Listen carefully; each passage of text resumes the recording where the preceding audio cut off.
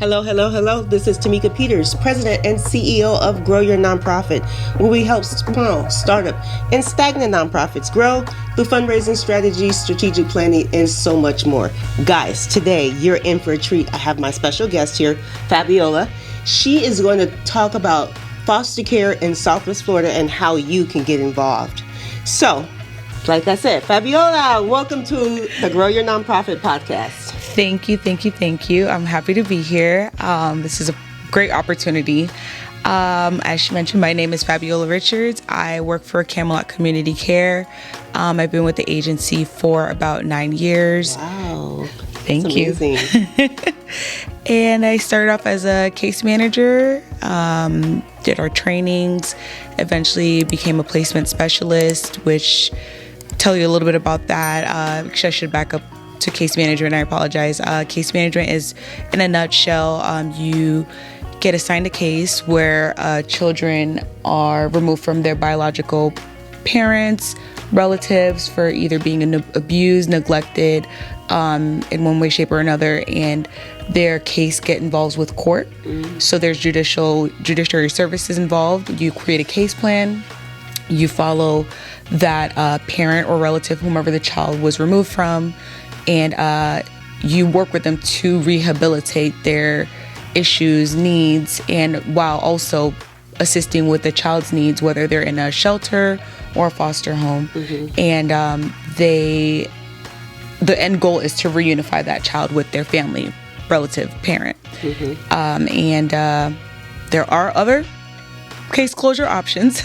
However, that caregiver, that parent, that relative, they're the ones that are driving the case. So if they want to do well, they will. And if they're not trying to do anything positive, the judge will make the ultimate decision on that end goal. So that's case management in a nutshell. Placements, I was a placement specialist for a few years, and that involved DCF. Early onset, when they remove a child, they would call me to seek out a placement, a foster home or shelter. And Collier, Hendry, and Glades, these are the areas that we focus in. However, our company, our agency, does also Collier, Lee County, Charlotte County. Our corporate office is in Clearwater. So, but I focus solely in Collier, Hendry, and Glades. And I would reach out to shelters, foster homes, and see if that child would be a good fit for them. I now am a licensing specialist. Oh, wow. Congratulations. Thank you. So that entails me reaching out, recruiting, trying to get foster parents in our areas for services such as fostering children. And we work on recruiting.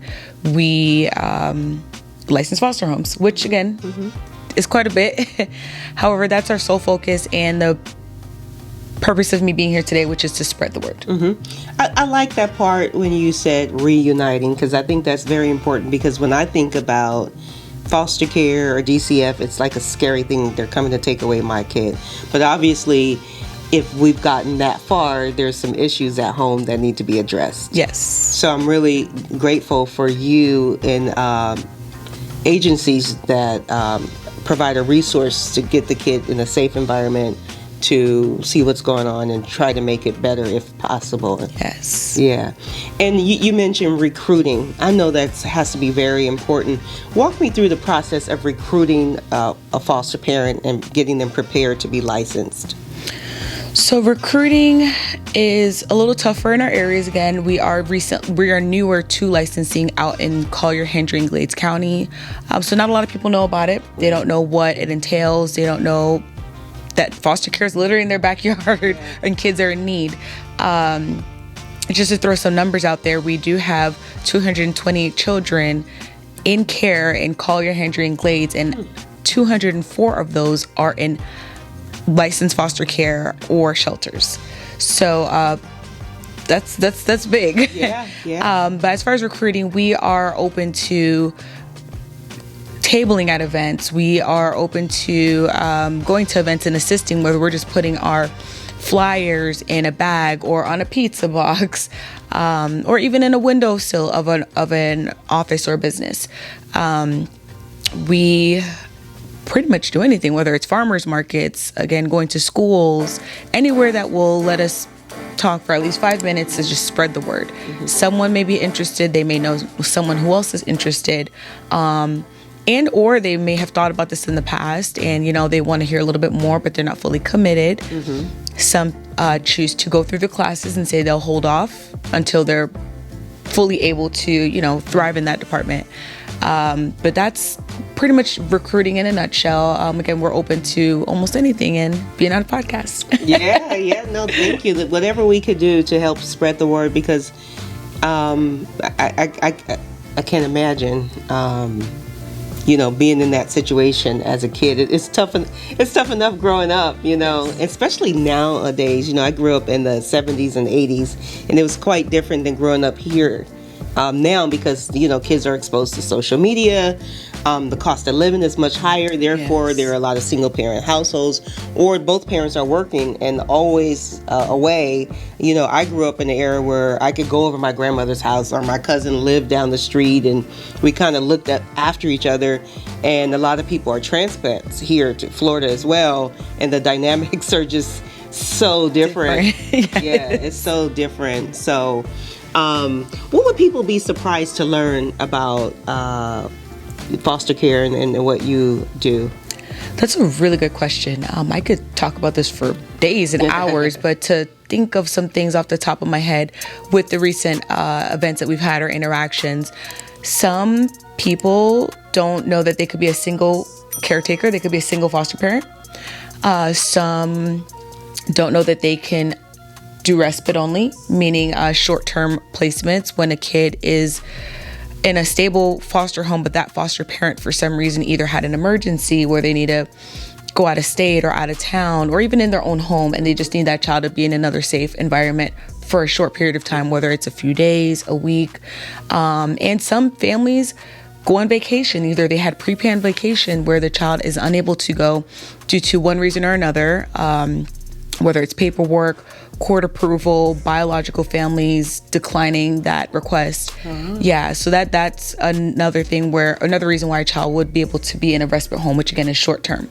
Because we have some families that say, or some individuals that say, I would like to help, here and there. I just don't know that I can fully commit. Well, that's a way you can help. What else is there? There are the classes are free, 6-week course, and you have a huge team supporting you once you are licensed, to the point where it could even feel overwhelming. I always let the families know you are not alone. There's no stupid question. You have a case manager, a guardian ad litem, a licensing specialist, and other nonprofit agencies that are supporting in other ways for diapers, school supplies. There's a huge support team. Okay. I'm happy you mentioned that, because I was concerned about that, because everything is so expensive.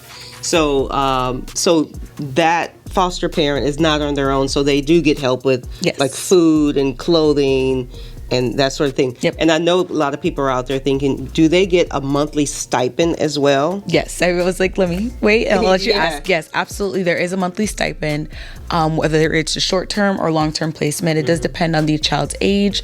But other than that, there is a monthly stipend. Yes. Okay. That's good to know. And then healthcare, is there resources for healthcare for that child? Absolutely. Yes. There are some children that come into care who are undocumented. Therefore, they don't have insurance. However, the agency is able to cover those fees and send them to the providers that allow that. We have in-network providers that assist with that. So yes, absolutely. Dental, medical, vision, you name it. So I know I asked you a lot of questions. Would you like to add something that you were not able to cover that you feel that is important? That's also a good question. I like asking good questions. I love it. I could talk about this for hours and days. There's just so many components into it, and we always try not to overwhelm someone that's learning about this or that was interested. It's just there's so much information. And again, you learn as you go. However, we talked about the kids in care. The need in the Collier County, Hendry, and Glades areas. We mentioned the classes that are about 6 weeks virtual. That is important because we that's have, good to know. yes, we do have families. We understand everybody's working, and some families already have children in their care, or their own children, I'm sorry. And the aftermath is the ongoing trainings, the visits between case management, licensing. There are times where the foster parents will get the opportunity to engage with biological families and the parents that the children were removed from. In fact, we encourage that. My greatest success stories being a case manager were, in fact, when the foster parent linked with the biological parent, and I have some till this day. They still communicate. They still attend the birthday parties. So that's great. And sometimes, again, it doesn't work out that way. However, sometimes they do. Yeah. Are there any famous people or celebrities that you know of who have openly spoke out about being in foster care, raised in foster care, and their journey? Have you heard of any celebrities? So I guarantee you, I'm sure I've heard on TV, one way, shape, or form. I just don't know anyone personally or have had that interaction. But I wish I should have. I don't have that answer. But no, I know of. I just can't think of off the top of my head at this time. Yeah, because I'm always interested in journeys, because the reason why I asked that question is just because you grew up in foster care, or just because you grew up poor, or just because you grew up in an abusive home, doesn't necessarily mean you cannot be successful. Right. So I just wanted to point that out. So anyone out there who is in a difficult situation, perhaps they don't have a choice because they're at home, you still have an opportunity to make it, starting with goals, setting your goals, having a positive attitude, surrounding yourself around like-minded people, and it's possible to be successful no matter what your start was. It's all about the finish. Absolutely. I now that you mentioned that, I thought to myself, I just recently learned there was a child in care who now works for our community-based agency, our sister agency, which is really cool.